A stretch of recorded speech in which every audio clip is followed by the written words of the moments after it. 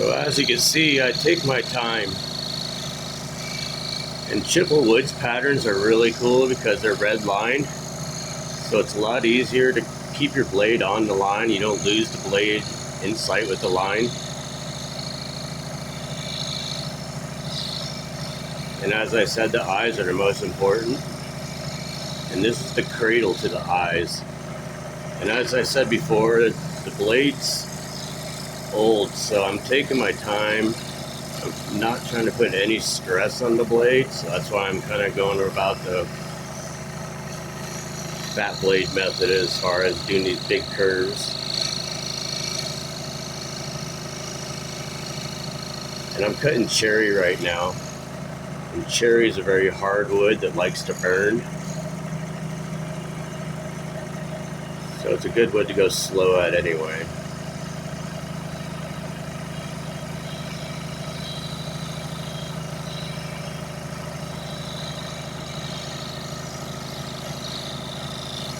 Slow and steady, coming up to a peak here. And since I don't want to put stress on the blade, I'm going to go and do my little circle cut. Oops. Sorry about the wobble. You're in my way. Now, see that little circle I just cut out? That little circle peg might get stuck with a hole in the blade and it will stop you from moving the blade forward. If that's the case, just let your wood bounce a second, it'll hop right out.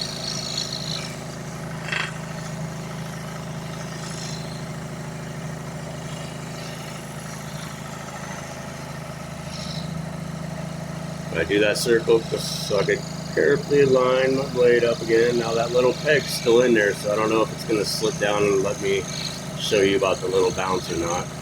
Sometimes they're good at staying in place. And looks like we're clear.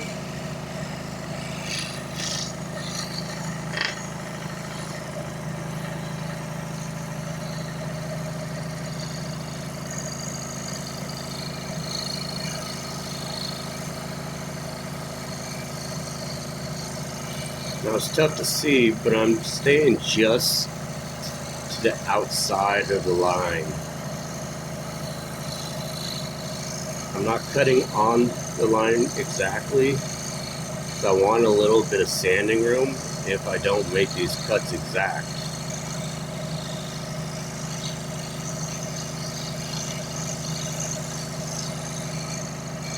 So I don't know if you noticed, but the piece says we're on piece 12. I haven't cut out 12 pieces. This is just the cradle for the eye, which will help hold it all together so I don't fumble with the pieces as we go. I don't cut in order like I said. I start with the eyes.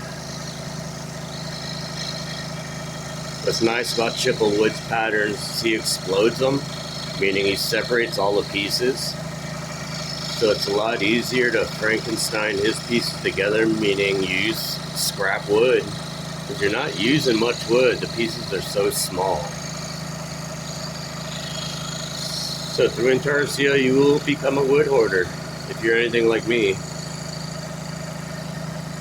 Because wood has all different colors, grains, textures. Now see, I fell off line there, and it gives me time to go back, and I could use the blade almost like as a sandpaper, and I could trim that line down like so.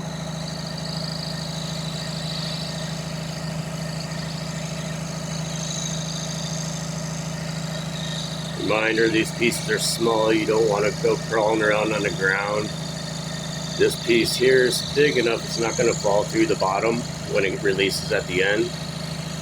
Most likely it'll pop up or stay in place. So in case it pops up, I'm going to put my finger on the edge of it. Save my knees from crawling on the ground.